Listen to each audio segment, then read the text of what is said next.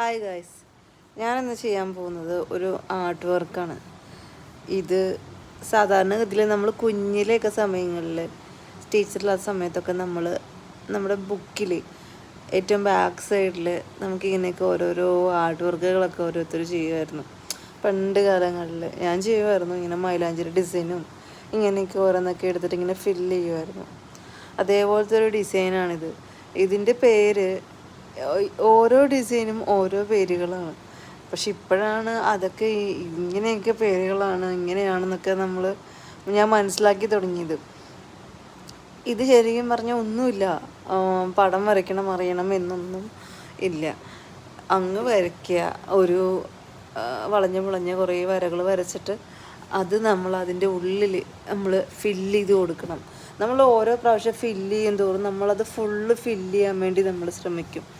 നമ്മളത് full fill ചെയ്തില്ലെങ്കിൽ ഒരു മനസ്വസ്ഥതയും ബുദ്ധിമുട്ടൊക്കെ വരും. ശരിക്കും ഈ ഒരു പടം എന്നുള്ളത് ക്ഷമ കിട്ടാനും എനിക്ക് തോന്നുന്നു. നമുക്കൊരു കാം ഫീൽ ചെയ്യാനും നമുക്ക് ക്ഷമ, പിന്നെ എന്താ പറയുക, നമ്മുടെ മനസ്സിലൊരു ദൃഢനിശ്ചയം, നമ്മൾ ആ ഒരു ഇത് കംപ്ലീറ്റ് ചെയ്യും എന്നുള്ളൊരു അതിനൊക്കെ വേണ്ടിയിട്ട് നമ്മൾ ഒരു ഉത്തേജിപ്പിക്കുന്ന പോലത്തെ ഒരു ആർട്ട് വർക്കാണ് ശരിക്കും പറഞ്ഞാൽ ഇത് എന്നാണ് ഞാൻ മനസ്സിലാക്കിയത്. അങ്ങനെ തന്നെയാണെന്നാണ് ഞാൻ കേട്ടിരിക്കുന്നതും. കാരണം ഇതിൽ നിന്ന് ഒന്നുമില്ല, ഈ ഒരു ഡിസൈൻ, ഒരു പാറ്റേൺ ശരിക്കും പറഞ്ഞാൽ ഒന്നുമില്ല ശരിക്കും. പക്ഷെ നമ്മളത് ചെയ്ത് വരുമ്പോൾ ഇതെങ്ങനെയെങ്കിലും അത് കംപ്ലീറ്റ് ചെയ്യണം എന്നുള്ളൊരു മൈൻഡ് വരും. ഇതെങ്ങനെയെങ്കിലും കംപ്ലീറ്റ് ചെയ്യണം, കാരണം എന്നാൽ അതിൻ്റെ ഭംഗി എങ്ങനെയാണെന്ന് എത്രത്തോളം മനസ്സിലാവണം. ഞാൻ എടുത്തിരിക്കുന്നത് ഡ്രോയിങ് ബുക്കാണ്. അപ്പോൾ ഡ്രോയിങ് ബുക്ക് എന്ന് പറയുമ്പോൾ അത്യാവശ്യം ഒരു A4 ഷീറ്റ് പേപ്പർ പോലത്തെ ഒരു ഡ്രോയിങ് ഒരു പേപ്പർ ബുക്ക് ആയതുകൊണ്ട് അത്യാവശ്യം നല്ല രീതിയിൽ എനിക്ക് പണിയുണ്ടായിരുന്നു ഇത് ചെയ്തെടുക്കാൻ. ഞാൻ ശരിക്കും 2 ദിവസം കൊണ്ടാണ് ചെയ്തത്. ഫസ്റ്റ് ഡേ പകുതിയൊക്കെ തീർത്തുള്ളൂ. പക്ഷെ തീർത്ത അന്ന് രാത്രി എനിക്ക് ശരിക്കും പറഞ്ഞാൽ ഇതൊന്ന് കംപ്ലീറ്റ് ചെയ്യണം, നാളെ എന്തായാലും രാത്രിക്ക് കംപ്ലീറ്റ് ചെയ്യും എന്നുള്ളൊരു ദൃഢനിശ്ചയത്തിൽ തന്നെ ഞാൻ കിടന്നുറങ്ങി. അപ്പം എനിക്ക് അത്ര എയിമിലൂടെ ഞാൻ കിടന്നുറങ്ങി. അങ്ങനെ പിറ്റേ ദിവസം തന്നെ തീർത്തതാണ് ഇത് കേട്ടോ. പക്ഷെ ചെയ്തു വന്നപ്പോൾ അത്യാവശ്യം നല്ലൊരു പാറ്റേൺ എനിക്ക് കിട്ടി.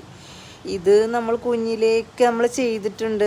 നമ്മളിപ്പോൾ സയൻസിൽ സുവോളജിയിലൊക്കെ ഇതുപോലത്തെ സംഭവങ്ങൾ നമ്മൾ കാണാറുണ്ട്. പക്ഷേ ഇങ്ങനത്തെ ഒരു ഡിസൈൻ, ഒരു ആർട്ട് വർക്കാണ്, ഒരു പാറ്റേൺ, ഇതൊരു പല ടൈപ്പ് ഓഫ് ആർട്ടാണെന്ന് ഞാൻ ഇപ്പോഴാണ് മനസ്സിലാക്കുന്നത്. ഇതിൻ്റെ പേരാണ് സെൻറ്റാങ്കിൾ ആർട്ട് എന്ന് പറയും. പടം വരയ്ക്കാൻ അറിയാൻ പാടാത്തവർക്കും വരയ്ക്കാൻ പറ്റുന്ന ഒരു ഈസി ആയിട്ടുള്ളൊരു പാറ്റേൺ ആണ്. അപ്പോൾ എല്ലാവരും ട്രൈ ചെയ്ത് നോക്കുക. Okay, thank you.